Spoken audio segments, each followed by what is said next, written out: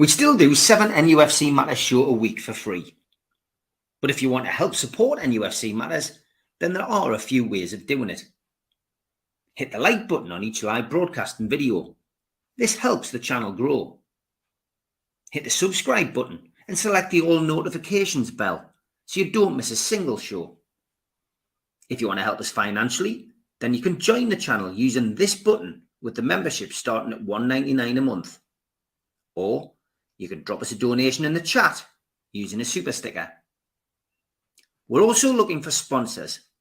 If you'd like your brand advertised on the flyers for the show and featured during the ad break, then email John at nufcmatters.com to arrange.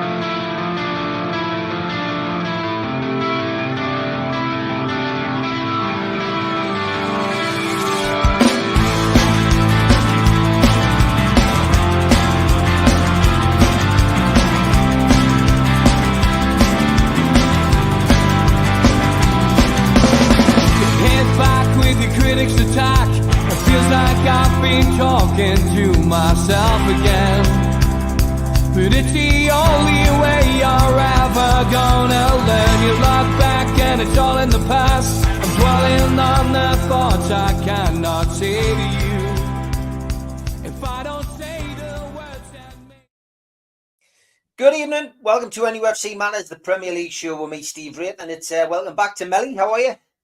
Hello everybody, I'm very well. How are you, Steve? All good, mate. Good to see you. And yes, straight into the chat. Lots of people watching live as usual. Good evening to all of you. Les, straight in with this one about thoughts on the video put out by Norwich for World Mental Health Day. Found it very poignant. It is World Mental Health Day today. Have retweeted that video. Melly, I'm not sure if you had time to watch it, mate, but wow. Very, very good video. Well done to Norwich for putting that out. Yeah, I've seen it, mate, and it's brilliant, isn't it? It's people don't like talking about it, but I spoke to somebody the other week and they said, if somebody's got cancer and they come out of hospital, everybody's like, making sure they're all right and stuff. But when it comes to mental health, and if a man or a woman has gone through mental health, people don't even like to ask you if you're all right, and I think we need to stop that and just ask your mates, ask who's sitting next to you in the ground or in the pub, if they're all right. It goes a long way. That's sometimes all anybody wants, isn't it, Steve? So I am all for it, mate. It was a great advert, and hopefully others will catch on and we'll see more of it. Yeah, well done to Norwich, and give it a share if you're following me on Twitter. It's well worth a share. That just get people talking to each other. Great to see Euro 2028 will be at St James's Park. A one-horse race it turned out to be, this European competition, didn't it? Really, with the other competitors pulling out. I was talking about this on the breakfast show this morning. Tom says he enjoyed listening to the breakfast show. Thanks, Tom. But I think it's down to money, Melly. I think a lot of these countries are pulling out. People can't afford to stage these Euros and World Cups because it ends up costing you a fortune. You've got to pay for the stadiums to be up to scratch. You've got to pay for the police, the security. You probably lose money because people who would normally come and visit your country, and the tourist industry probably suffers because people probably think, well, I'm not going to go there because the Euros is on. You get football fans from different countries coming, but I think having to pay for all this extra security and policing probably counteracts it. So I'm not a big fan of international football. It interferes with Newcastle United for me, so that's why I'm not a fan of it. But I don't know what you feel, but yeah, I'm not really that blown away with the fact that we're getting the 2028, and I don't even know, even if England were playing at Newcastle, whether I would be bothered to go.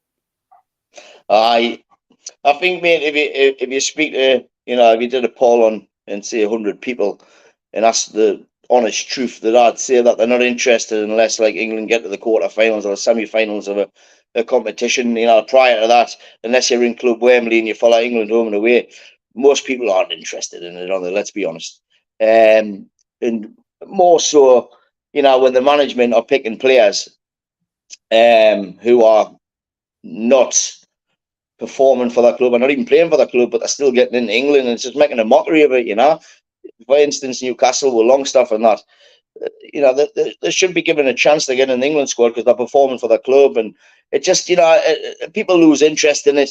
It's the same players in until they retire, and then they'll start again with young'uns. And but you're right what you're saying, and all. Like, I've always thought it's a good thing for countries to be given that chance to host a World Cup or a Euros. But when you look at it from that side of the coin, you're right. You know, like, people hear football fans and they don't want to be anywhere near it, do they?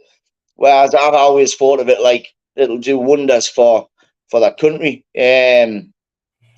But I get where you're coming from, Steve. It'll probably be more of a hindrance than a help. Like, I'm a little bit peeved that Man United aren't hosting any of the games. Like, I've seen St James's Park where, you know, and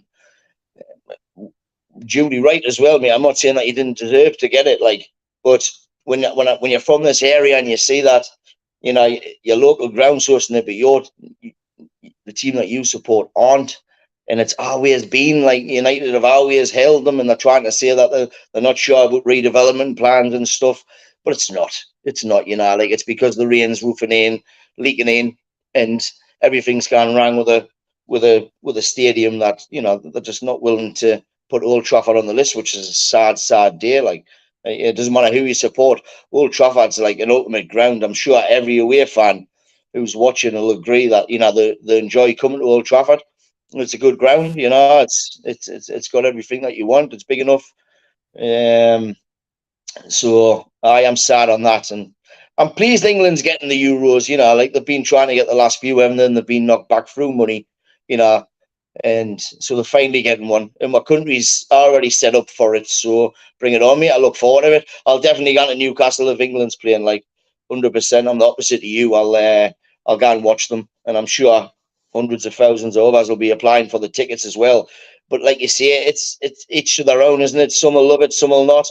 I support England when they're in the competitions, and, you know, you can feel it building up. And someone who years ago, you know, like 20 years ago, I was buying all the flags, and as I was selling them, you know, at the boot sales and stuff, you always sell more the more they progressed, you know. And before you knew it, everybody's car in Northumberland had a England 2008 banner on the car, even though it was the 2012 World Cup. I had some spare, you know. Yeah, I mean, just for those who haven't seen, I mean, the grounds that have been picked: Wembley, of course, the Principality Stadium, Villa Park, Spurs Stadium, and rightly so. The Etihad, which is a bit of an extra kick in the nuts, I think, for Manchester United fans. St James's Park, Hampton Park, and then in Ireland, Casement Park and the Aviva Stadium. The strange one is Everton Stadium has been selected. The new one. Yeah, Everton Stadium, the Toffees' new home at Bramley Moor Dock, is scheduled for completion late next year. Developers are working at a capacity of 52,888. So no explanation, or at least I haven't seen one, as to why Anfield hasn't been picked. Because it's old, mate. Yeah. It's old, you know what I mean? It's, you know, when you go on there, it's like going to Beamish. And potentially Arsenal wasn't picked because Spurs is deemed a better stadium. Really? Well, I don't know. I mean, why is Arsenal not picked? Arsenal's got a good stadium. That's a good point, like, because Arsenal's is I would say top-notch, mate. It's brand new. I would say Arsenal's easier to get to than Spurs. Oh, I definitely, especially from King's Cross. That's a queer one, that, like, mate. I'd like to see a bit of info on that, because I can't understand why Arsenal wouldn't have been picked, unless there's going to be. Never understood Villa Park either. Never understand Villa Park. I genuinely don't think it's a very good ground. It's an intensity, isn't it? It's for the intensity. That's what it's for. You get a good vocal songs going, and it feels intense. You're close to the play, And that's why I think they picked Villa Park. They certainly didn't pick it because of how modern it is or now. It's more like you feel like you're part of the game there, Yeah. All right. Okay. Well, there we go. That's interesting. We'll see. We'll see how things go. It's 5 years away, says David. Obviously, won't be Southgate in charge. Yeah, I think he'll wrap in after next week. Next year. I can't see him staying on beyond next year.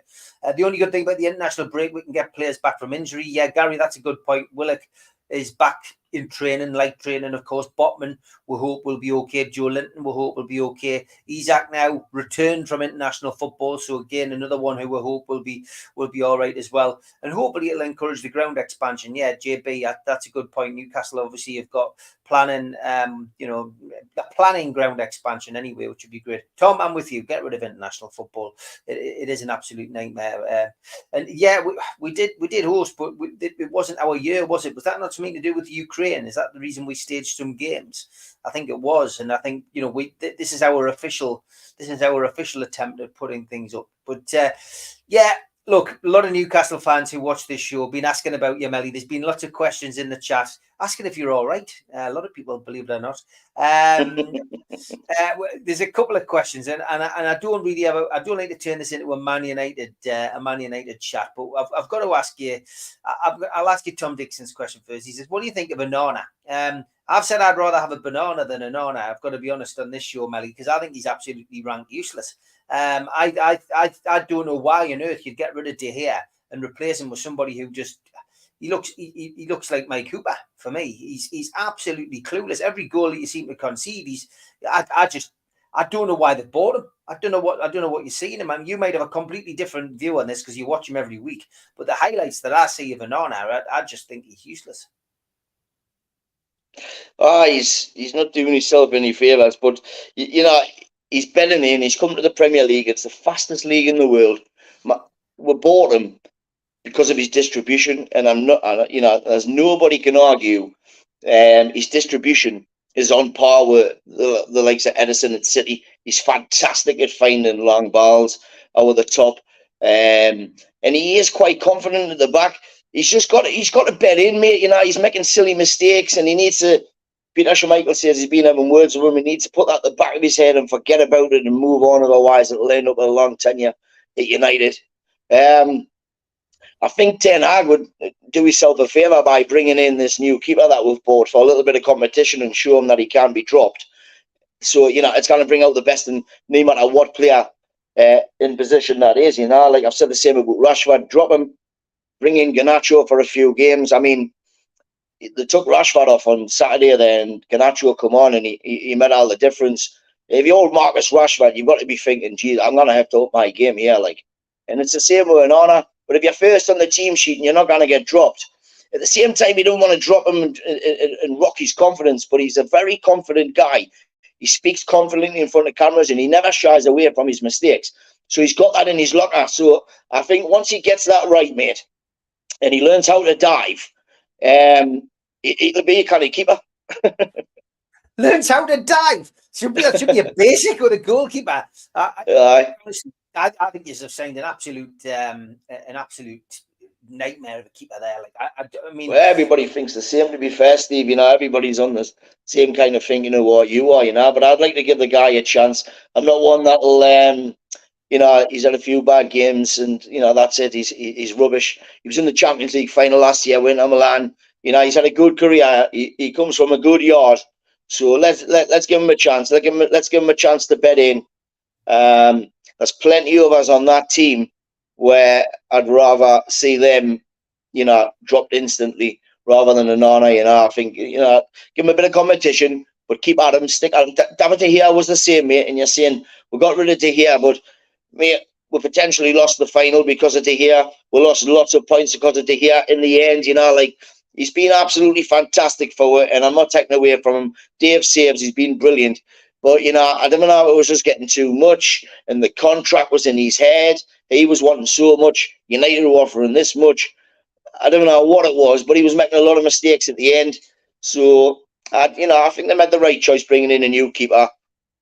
Sod's law that they bring somebody in who's made more mistakes than he has in the first few games than he did last season. Sod's law, it was always going to happen. But stick with him. And I think we'll see a different keeper by the time we're 15, 20 games in. Like, you aren't singing that Rihanna song, are you? Like when he comes on the pitch and that, are you? Ooh, nah, nah. No. nah, nah. It's more banana at the minute. He is useless, mate. He is absolutely useless. Anyway, moving on from that, is it true that Manchester United are trying to pay to repair their leaky roof off the back of hard-earned Newcastle United fans' money? £39 for the Carabao Cup. Are you just having a laugh? 39 quid to visit the theatre of dreams. Jesus. 8,000 Geordies. That's 39 cheap. quid equals a new roof, doesn't it? Hey, mate, you know what it is? I'm with you. It's absolutely scandalous. It really is. But this is what I'm saying. That you're getting a little taste out of it once. We're dealing with this daily, man. They're the greediest people that you've ever met in your life. Mate, we were me and little Melvin with the Galatasaray game in the south stand where the directors sit, right? You know, like a stone's throw away from them, and there's about 300 Galatasaray fans behind them. It's mental, man. And they have paid at least £400-500 a ticket for them, you know. Dear God. And now United's coming out and they're saying to her, we believe that members have transferred them over. It's not. You can go on Manchester United website. They're saying that they wouldn't sell to anybody with a Turkey postcode. But, mate, you know, there's plenty of Turks living in Britain with English addresses. And all they were doing is signing up as a member, getting the light membership for £9 or whatever, and then buying the ticket. And honestly, there must have been over 1,000 Galatasaray fans in. The club is rotten to the core. Honestly, and I feel for you. 39 quid for the Carabao Cup. You wouldn't pay it. You wouldn't pay it unless you were playing us, and they know that. Do you know what I mean? It's the repeat of the final. You're coming to Old Trafford. There's got to be how many? 7,000? 8,000. 8,000. They could have put whatever price they want on that and they just would have bought it because they're preying on you lightly. This is what they do. They're preying on the lightly of fans. More so in Newcastle. So than that, you'll pay it. They're absolute scumbags, mate. Yeah, we've still got your volume anyway. We've still got your sound. Your internet picture's gone a little bit dodgy internet where you are today, unfortunately. Theatre of streams, it should be called, with a leaky roof, says Gary, which is quite good. And Theatre of drips, says Jackie Nicholson. A lot of people also want to know, have you watched the Beckham documentary? It's on my to-do list. I've got to be honest. To be honest, there's that many decent dramas on at the minute. I'm trying to catch up with all of them, but I will watch the Beckham documentary, and I'll pick a day where I can sit and watch the whole thing together. But have you watched it, Melly? Can I just check that I'm back on and my sound's all right? Yes, all good, mate. I just want to apologise to everybody that's watching. I'm sorry. I'm in the middle of doing this summer house up with the internet and stuff, and it's gone off last minute. I've been running around like a headless chicken, so it'll be back to normal next week. So sorry, Steve. Ask that again. Yeah, Beckham documentary. Have you watched it? Yes, I have. And I think it's a coincidence that he's brought it out now, right? This is what makes us think that we're about to be sold. He showed Man United, you know, like inside out. He's going to be an ambassador for Qatar. I just think it's all coming together, mate. I've said for months that the deal was done. And I do, you know, like it's... Something's happening. It's been too silent. Don't get sucked in, Melly. It's not happening, mate. It's not happening. I know, but you've got to think of it from the other side. You know, like the Glazers who bought United for, you know, they didn't even buy them. They borrowed the money. These are hungry men. They can see United are on a downward spiral, mate. You know, they are. The stadium needs some massive investment. The training ground needs massive investment. The squad needs huge investment. They haven't got the money to do it, and they're being offered a way out. They're all going to get £1 billion each. As a businessman, you would take that money and run and say, go on, crack on. Surely. I just can't see that happening. And you know, when you speak to Mitch and Steve Hasty on here, they both think that it's literally just a game to all of these people. It really is just a game. They can't see that takeover going through at all. I hope they're wrong, mate. But you know, they got the Rain Group and whoever else involved and stuff. You wouldn't do that. you wouldn't do that if you didn't want to sell them. Like, I think they want to sell them, but they're obviously holding out to get $1 billion each. But the offer that's been put forward to them is so many billion, and the rest is for like reinvestment into the club and stuff. But I think they're holding out for $6 billion, and then they put the rest into the reinvestment. Greedy, horrible people, considering they didn't pay anything for the club. Like they borrowed money, which should be illegal as well. But we'll not get into that. But I think something's on the horizon. Like you say, I'm probably living in hope, mate, because it's desperation now. It's I don't know if you've seen the video that I put on Twitter. Like, again, like, people are paying good money to sit in them seats, and the guy was absolutely drenched. Yeah, he was drenched, and it's the sake of fixing a roof, man. It's a plastic roof. Do you know what I mean, mate? It would take nothing, but they just didn't care. They didn't care. And I like speaking to you and your listeners about it, because you get it. It wasn't so long ago that you were there. And I know you hate Man United, you hate them, but you understand where we're coming from as fans. You've had shit owners, and a lot of the listeners will say, well, they do buy people, but they didn't. Like, they'll do a marquee signing and they'll make the money back in 2 days off shirt sales. So ultimately, they're not buying anybody. If you look at the list of we were supposed to get Haaland made for £4 million. They wouldn't pay it. Things like that. That's hundreds of stories of what players were wanted by managers over the years, and they just didn't get them. They get them who's gonna sell shirts. So fingers crossed. It's on the horizon. It's coming. But you need to get the Glazers in to fix the glass roof. That's what you need. Oh, you've already got the Glazers in. That's the problem. Hey. There's a question from Mighty Win. Does 2 minutes turn a coach you want to sack into a coach you want to keep? I think that might be a little mention towards little dig there. It's a way. I think it's a valid point. There's Mighty Win asked it as well earlier on.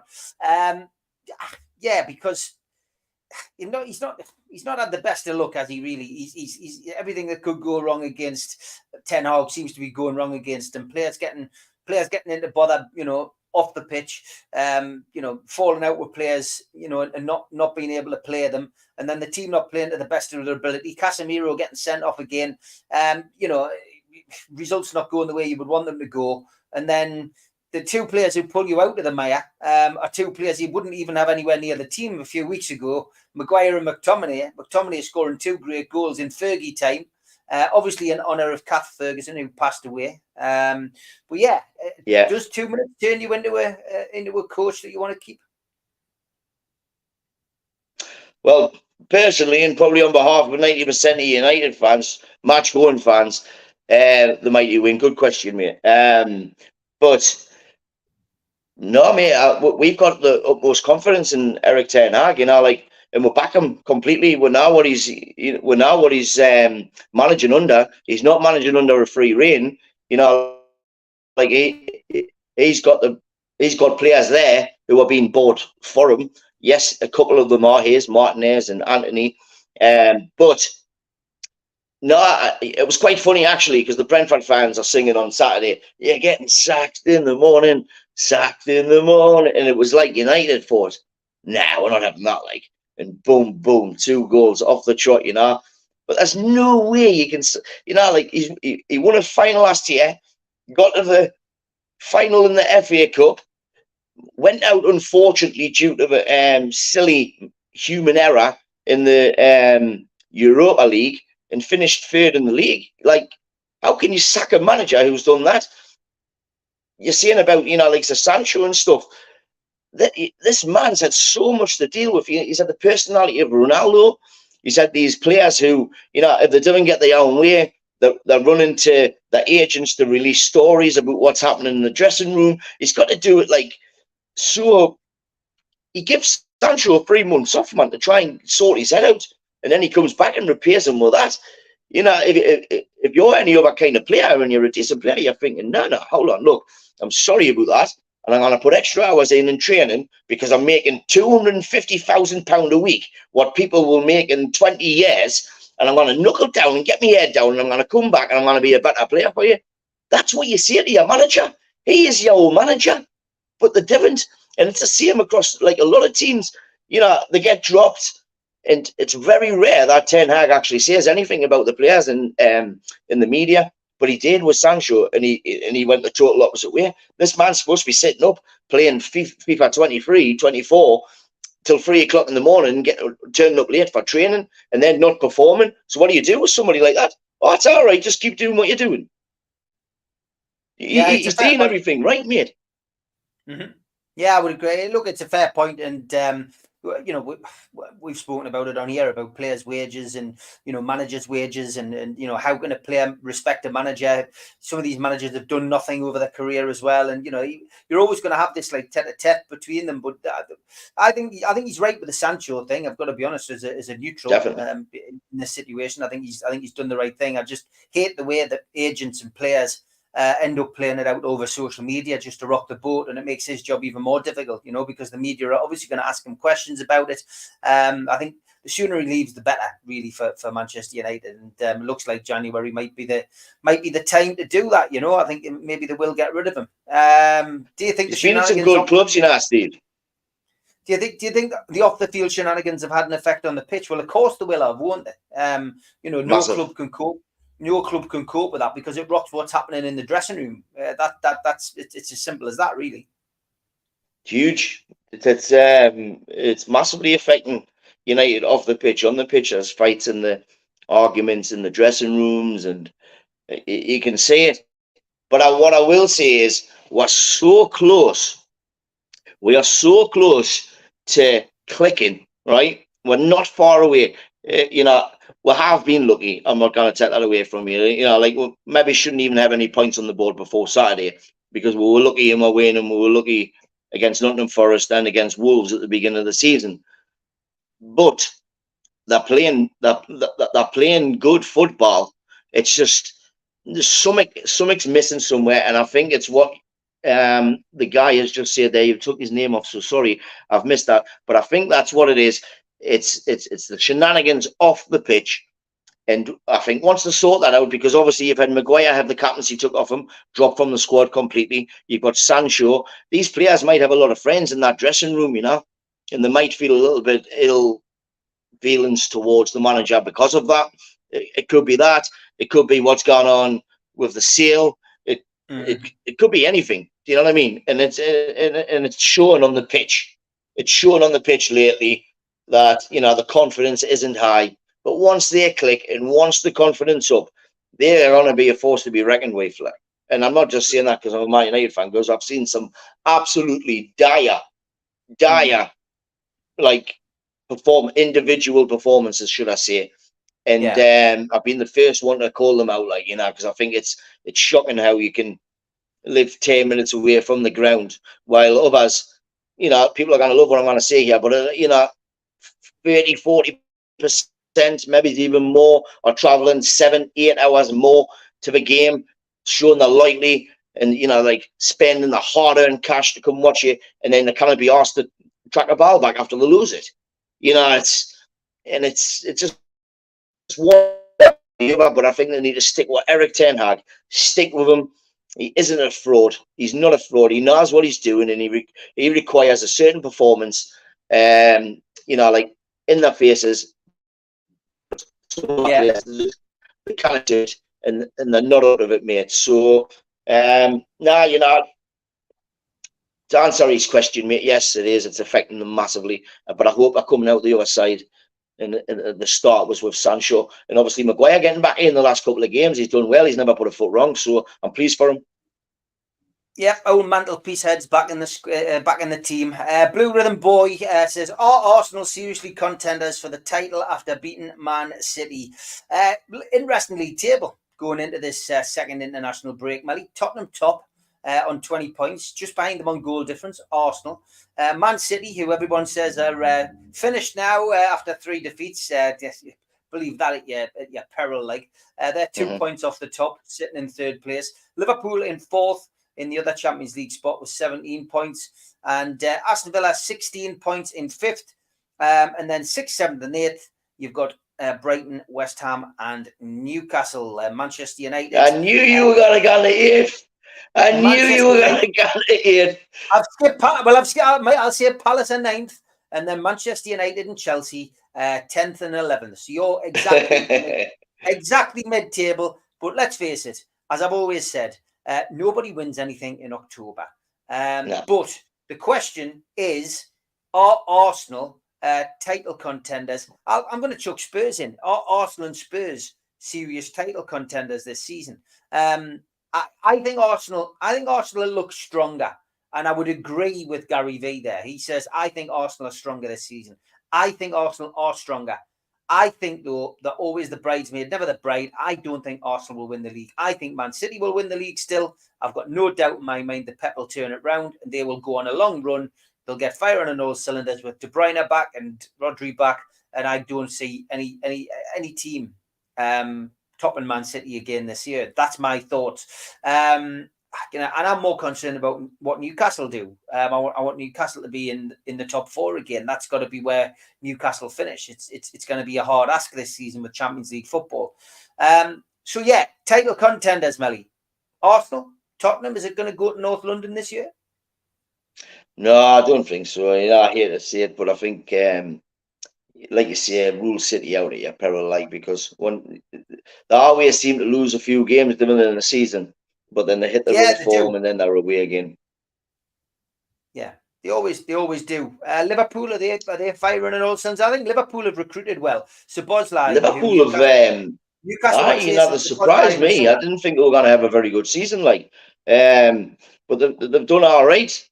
Unfortunately, but getting back to the Arsenal and Spurs, mate, I think you've got to fancy Spurs more than Arsenal. They've got no Europe, have they?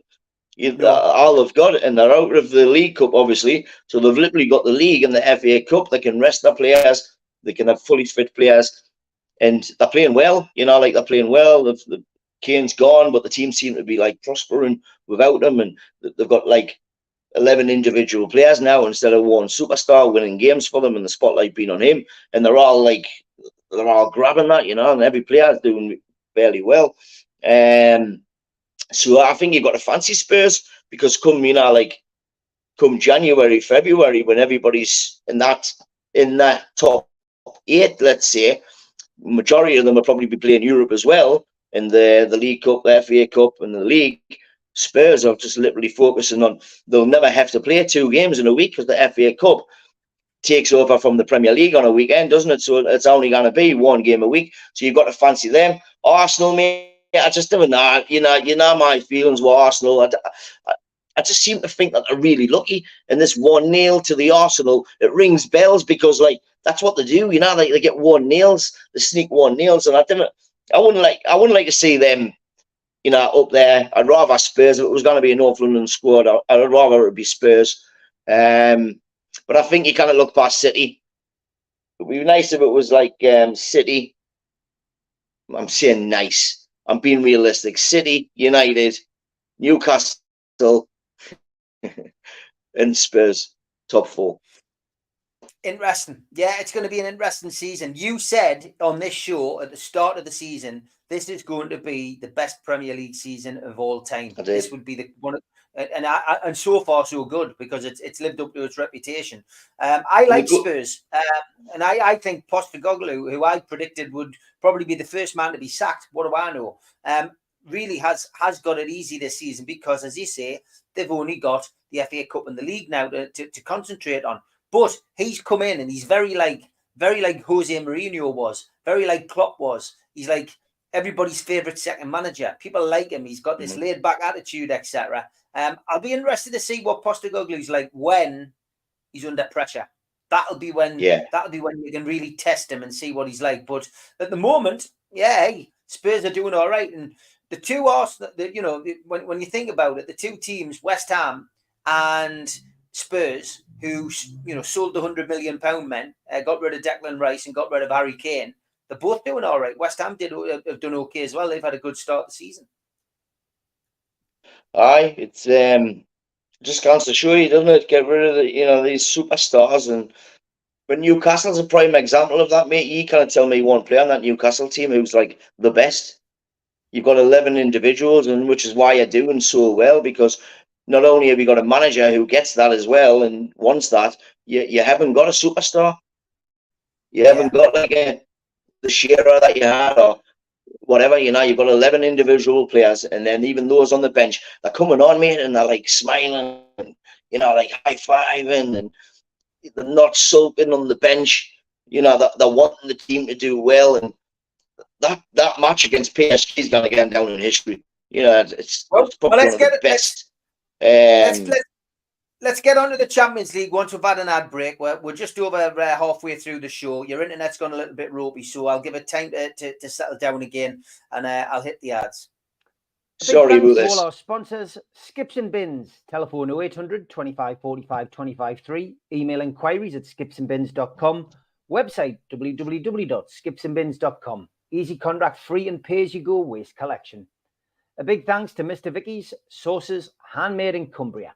You can order yours today by emailing info@mrvickies.co.uk or telephoning 01768 210 102 or go to the website mrvickies.co.uk.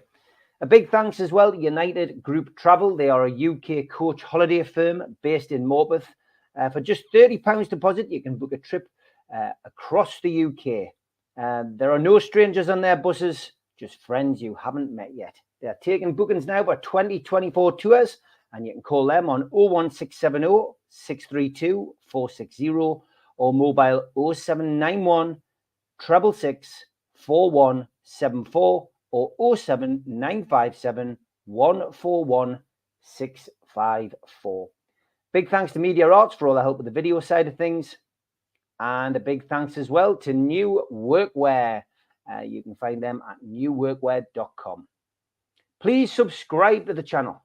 All you need to do is hit the subscribe button. It's free. Hit the thumb up under the video to like the video and click share to share to your other social media. We're also available as a podcast on iTunes, Spotify, and other podcast providers. If you want to help the channel financially, why not take out a one-off £25 membership? What do you get for your money? You get a scarf, you get a pen, you get a membership card, and a cup, and you get entry into the monthly draw. How do you do it? Go to NUFCmatters.com. If you've got a smartphone, put your smartphone over this QR code, and it will take you straight there. We also support the food bank on this channel. How do we do it? We do it virtually. NUFCfansfoodbank.co.uk is the website. If you want to make a virtual donation today, go to that website and you can top up what they collect at the food bank outside the ground. We always advertise events on this channel as well. If you've got an event to advertise which has got a Newcastle United theme, please let us know. An evening with Frank Clark and John Gibson takes place at the Irish Centre. Tickets are £15. NUFCmatters.com for your tickets. The Tyne Theatre and Opera House are holding an event with Keegan, Beardsley and Waddle, the class of 84, 25th of January 2024. And you can book now 0844 249 1000. That's 0844 249 1000. If you go to NUFCmatters.com as well, we've got a couple of raffles ongoing. The Alan Shearer signed ball raffle, £1 a ticket. And the Kieran Trippier picture, £1 a ticket for that as well. And once the tickets are sold, the draw will be done. We've also got some T-shirts, which you can buy. The latest one, the latest hot seller is this one. Geordie's on tour. I've never seen a Mackem in Milan T-shirt with all of our Champions League fixtures on the back. Get yourself to NUFCmatters.com. Buy one today. And don't forget the Northeast Brekkie Show, 7 till 9, Monday to Friday on tuneradio.co.uk. You can also get us on DAB Radio, smart speakers, app, and online. Okay, Mighty Win says the Tune Under podcast's got a guy who supported the Aussie team the Postecoglou managed and rates him as highly as Eddie Howe. Ian says Melly's got the worst internet in the world. JB says City will go again when players come back. Spurs will get sussed out. City, Arsenal, Liverpool, Newcastle and Man United will come strong over 9 months. Blue Rhythm Boy says I wouldn't take any Man U players at Newcastle, genuinely.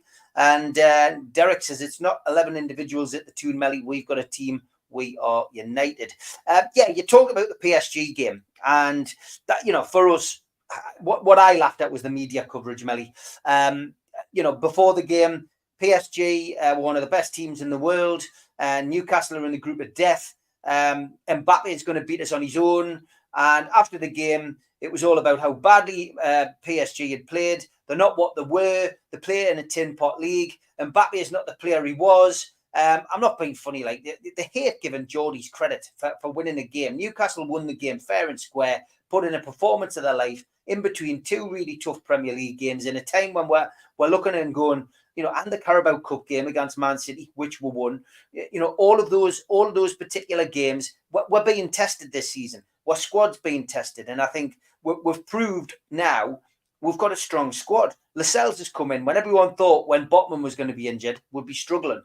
Lascelles has come in and done a great job. People are now saying, well, maybe we don't need a centre-half in January. Maybe we should be looking at signing another forward. So, do you know what I'm saying, Melly? Newcastle won't get any credit, but as a Man U fan, what did you make of that PSG performance? Oh, it was outstanding, wasn't it? It was the internet all right, mate. I'm really sorry. It's okay, yeah.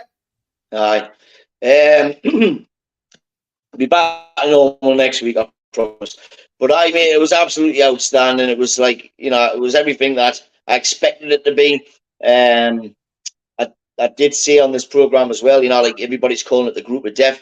They're the teams that you want. PSG, they're playing a format league. They've never been anything like that they had been to last Wednesday, mate. Let's be honest. Nobody wants to play in that kind of atmosphere. So St. James's Park was always going to be where you were going to pick your points up, and everybody's going to fear coming there in that group now. And I said about your Milan draw. Everybody was, it's a good draw because you're back in the Champions League. You've gone away to AC Milan, and I thought they were vulnerable. They got hammered the week before, and I thought you could have nicked it, which would have had the whole lot of them, feared about you turning up to their grounds as well. I think you're going to have enough to get out the group. Absolutely amazing by, like war flags and, it's as a Man United fan living in the Northeast. It's nice to see. But I just wish that we had the unity, like of what Newcastle have got, like them fans, like for war flags. There'll be a lot of work going on in the background, like they'll have day jobs, but there'll be fundraising. They've got to do the order and they've got to get to the stadium a couple of days. And all this, it makes for the night that it is, there's a lot of work going in. But I'm sure you all appreciate that, I'm sure you all, back it and fund it wherever you can. And that shows, it shows. And it was nice. I've got little Melvin now, man. I heard him on his little speaker yesterday to his friend playing FIFA, and he was going, we are supporting Newcastle and Man United. And I was thinking, oh my gosh, I've had 8 kids and this is the only one that's gone astray. And I blame his granddad and Martin Gallen for it, to be honest. Good old Martin. But yeah. I says, good old Martin. Good old Martin, Bugger. Yeah. Well, David, you've just missed the question. He was just answering about PSG. He said it was a great result. He said Newcastle played really well. Derek says the PSG result wasn't surprising for me. Like I knew they would crumble once we pressed. So yeah, look, it's interesting. Look, there's a long way to go in the Champions League. There really is. That was a great result, but we don't want to rest on our laurels. We've got another home game now against Dortmund. The tickets have just arrived. So just enjoy the experience. I keep saying it. We've got to enjoy the experience. That's what it was. That's what last season was all about. Getting into that, getting into that competition. Can I just say though, Steve? And I don't know if people agree or disagree, but you've got to get out of this mentality of thinking that you're little Newcastle and you're in the big Champions League, because when you attack teams, when you go for the jugular, the first half against PSG was a great example. Apart from Milan, where you sat off. And they did all the running. I fought in the last, the legs were knackered for 75 minutes. Great game plan. But the last 10 minutes, I kind of expected them to say, right, they're knackered. Let's get at them. And have the mentality of you can win, rather than, we'll just take the point. It was the same against PSG, like in the first half. Was it PSG? And then you just turned it on its head completely. You totally turned it on its head. And you got the goal. And then it was 2-0. And then, before you know it, you're winning 4-1. Same with City. You went to City to their ground and you got beat 1-0.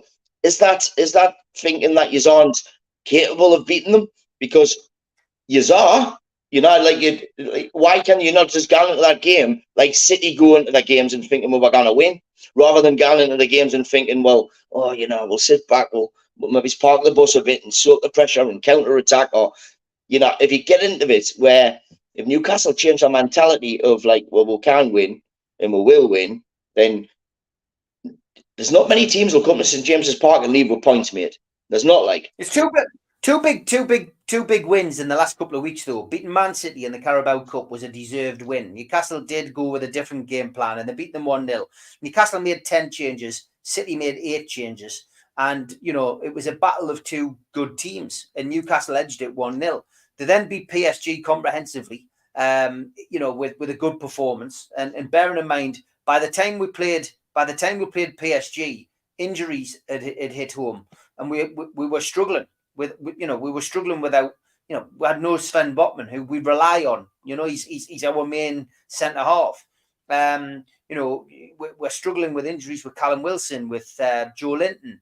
We're really up against it with your blue chip brigade missing. So I think those 2 wins psychologically will have done the squad the world of good, because they will have gone, we can't beat these. It gives you that confidence. And the only way, and I think you're right, the only way that Newcastle will progress and win things is by getting those particular monkeys off the back. Getting Man United in the next round of the Carabao Cup away from home is another test. It's a great test. If we can go to Old Trafford and put a performance in and win that game and get into the quarterfinals at the expense of the 2 Manchester sides, that's a statement. That's Newcastle on the road to potential. Unless we're really unlucky and get Liverpool away, or Arsenal away, you end up with another big team. But I say, if you're going to win a trophy, you've got to beat these teams, and it's pointless going on all the way on that journey to Wembley and saying, "Oh, we're just going for the day out," and then getting beat like we did last year. That's no good. We've got to go to Wembley. If we do get to Wembley in the Carabao Cup or the FA Cup this year, we've got to compete. And I've analysed that game, and I know people have in the chat. The first goal was always going to be important last year in that final, and Manchester United got it, and Newcastle never recovered from that. It had now to do with Nick Pope not being in goal, not in a million years. I genuinely feel that we had that kind of inferiority complex. And I genuinely feel that we'll get over it. We might get over it this season. We might get over it next season. But if you can beat Manchester United, if you can beat Liverpool, if you can beat Manchester City, and you can beat Chelsea or Tottenham or Arsenal, it's always been the same. If you can beat them, you'll do all right, And I think we're over that now. I don't know, Steve. I was wrong before. It was the City game where you weren't in the game, and then after half time, you just thought, actually, let's have a go at this, and then you were like, totally dominated them, and that's what you can do. You're seeing you're over it now, but we're seeing it. We're seeing it at City, we're seeing it at Milan. They were happy to take the draw. Most Toon fans were happy for the draw. Everybody I've spoken to, they were happy to get the draw at Milan, but I thought you could have come away with all the points there. I think thought the game plan was magnificent. They were like a rabbit in the headlights in Milan. It was the first game back. I think they played the occasion. They didn't play the game. I think the occasion got to them. First time they've had to travel as well. Yeah, it's only 3.5 hours or whatever, but it's still that. It's a change in the routine. And again, I say the injuries and suspensions and stuff will play their part, and that's what happens. Every team gets them. Newcastle are learning. This is a big learning curve.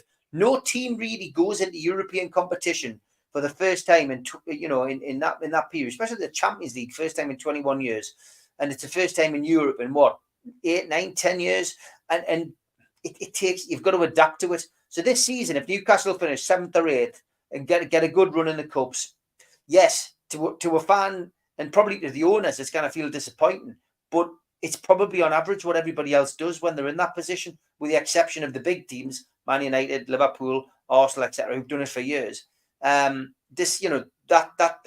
Newcastle finish in that position, I'll not be too disappointed, and I'll be going, well, that's what you expect. Next season, they've learned from it. they can go on if they finish in the Europa place this season, for example. It's a different European competition. It's a different days you're playing. But I think they will learn, and I think as we're progressing, as we'll learn from winning these games, I think we'll do all right. Newcastle against Man United away in the Carabao Cup, and Newcastle against Arsenal in the Premier League in the next 4 or 5 weeks. Let's see where we are after those 2 games. Mm-hmm. Well, it's a big month, it's a big month, and I think you're right. Look, you're still in the very early stages, aren't you? You know, and you're building up, and you're building up nicely. You're not gone mental. Like, I'm sure I read a post where you had 8 or 9 of your players were included in the squad against PSG that were there, like post. Yeah. So, you know, you're not gone out, you're not gone mental and buying everybody because you could. Let's be honest, you could. And you take the little hit that you'll get off the what do you call it, where you're banned from the Champions League, but you're not. You're not. You're doing it right. The owners seem to be doing it right. They buy into the club. They get the fans. They're allowing you to do what you want. You know, like, for instance, going back to war flags again, mate. You know, like, they're allowed to do that. We wouldn't allow that, man. We're banning people from taking flags into the stadium, man. That's how sad it is at Old Trafford, you know. So just everything is just working nicely. You know, I'd say it as well, you know, Eddie Howe, is he a manager that can take you to them heights? Still questionable, but he's doing the right job at the right time. You know, like, he's getting us up there and he's building up. And I would like to see him do it, mate, because, you know, he's a British manager and I like him. He's a nice guy. The unity, mate, that you have. This is one thing that I wanted to touch on, Steve. You know, like, we play, Melbourne plays football on a Sunday there, and 9 times out of 10, Kieran Trippier's there, Joe Linton's there. They're with their kids, you know, they're mixing in with the fans. And it's so refreshing to see, you know. I cannot see that happening at the bigger clubs, you know. Like, I think they would just put them into the foundation, so to speak, so they could play their football there. But, you know, like, Joe Linton's stopping and he's having photos, he's shooting on his kid, and there just seems to be not as big a gap between fan and player in Newcastle as there is, like, well, I can speak on behalf of my club, Manchester United, you know. Like, the gap is huge. They didn't want an eye, you know, and that all builds up and makes one big, like this guy said before, makes you united, you know, and it's shown on the pitch. They all want to win, and they want to win for the fans and themselves, you know, but they get what it makes, how the fans feel, the loyalty, and they get all that, you know, and it shows on the pitch at the minute. And you know, I'm envious of it, you know, I really am, because that's what I want. But it's nice to see them get us wrong. I did say to you, you know, I want you up there challenging, because it makes the area around here for me so much better when you're doing well. The banter's absolutely amazing, you know, and it's good crack, mate. I think he's doing all right. You know, he's just steadily coming up the ladder. But you're a sleeping giant. There's no doubt about it. And within 5 years, you will definitely win your first cup, I think. Blue Rhythm Boy says, would you swap Ten Hag for Howe? No. Yeah, no, okay. No. Gary Douglas says, I think Eddie Howe can become the next Alex Ferguson, win everything there is to win in football. That's a bold prediction. Thanks, Tom. Yep, I love his optimism. Cups will come under these owners. Champions League, where everyone wants to be, though, says Alan, which I would agree. And Tom says, no reason why Eddie Howe can't take us there. Great managers have to build up and get there for the first time. Also, I think Eddie's a nice bloke to an extent, and he's got steel in him too. Yeah, I mean, you know, at half time, you know, he went on and you know, gave the players a rollicking for underperforming against West Ham, and they came out and responded straight away. So the players clearly respect him as well. And Tom said he wouldn't swap Howe for Ten Hag. No way. JB says, when Melly was a kid, were all his mates black and white, and did he ever go to St James's Park with them? Yes, I did. All my friends were black and white, and there was a guy called Chris Williamson who were playing Newcastle in the Coca-Cola Cup at the time, and he asked us if I wanted a gun and sit in the 2-0, so I did. And you beat with 2-0, if I remember rightly. After I never went back after that. Yeah? Paul Kitson scored in that game, I think. Paul Kitson, Jesus, there's a blast from the past. Aye. was 2-0. Yeah. It was through the week. I remember that. It was through the week. But I've been to St James's Park quite a few times since, you know. I sometimes go with Martin, and obviously in the away end quite a lot of times. So, you know, I can see why he got picked for one of the grounds, because it is fantastic. Like, yeah, Craig Lee says Eric Ten Hag is a painter and decorator. He papers over the cracks like a pro. And Gary says they have a 5 to 10 year plan. We're 2 years into with plenty time with regards to Newcastle's owner. Tom Dixon wants to know, are you a good darts player? He's clocked your darts board behind you. well, I can play, but I'm not. I'm no Chris Dobie, like. Yeah. Okay. Obviously, we've got this international break. England play Australia, completely meaningless friendly. Obviously, only a chance for the teams to get together. We've got a qualifier against Italy. How do you see that one going, Melly? Well, you would expect to beat them, wouldn't you? You know, like, there's no reason why this England team can't beat anybody in the world. And I think under any other manager, we would have been World Cup and Euro winners. I just think he's too hesitant, again, getting back to this winning mentality. They bottle it every time they get to the final, don't they? And but I can see we're winning 2-1, maybe against Italy. 2-1. Okay, good stuff. A lot of people asking Melly about the Manchester United Cup game. Plenty time. That's the end of the month. We're going to be back before then. And Melly, good to have you on as always, mate. Have a good week. And hopefully next Tuesday we'll get you back on with some slightly better internet. But it's been okay. We've been able to hear you, mate. Don't worry. I apologise again. Thanks everybody for tuning in. And I promise that this summer house will be up. Stay there 2 seconds. I've just got a couple of things I want to show you. Got some. It's all going to be United. So we've got the old shop. The old Brian Robson top. We've got some signed Kino shirts, and so next time I'm on, hopefully this time next week it'll all be done out. You'll love that, won't you? Yeah. Fantastic. This Melly just cut your losses and come back and support a proper club, says Jackie. Alan says I wouldn't swap out for any manager currently, but agree with Melly. Really good first season. And Jackie's going boo when you're showing the shirts up. Brilliant stuff. All right. Great show, great crack. Look forward to seeing you again next week, mate. Take care. Watch what you do. Cheers, everybody. Take care. Have a good one. I'm back tomorrow night at 6 o'clock with Geordie. Said Geordie's there. Look forward to seeing you all then. Don't forget, hit the subscribe button if you haven't already. It is free. We'll still do 7 shows a week because NUFC matters. It really does. Good night.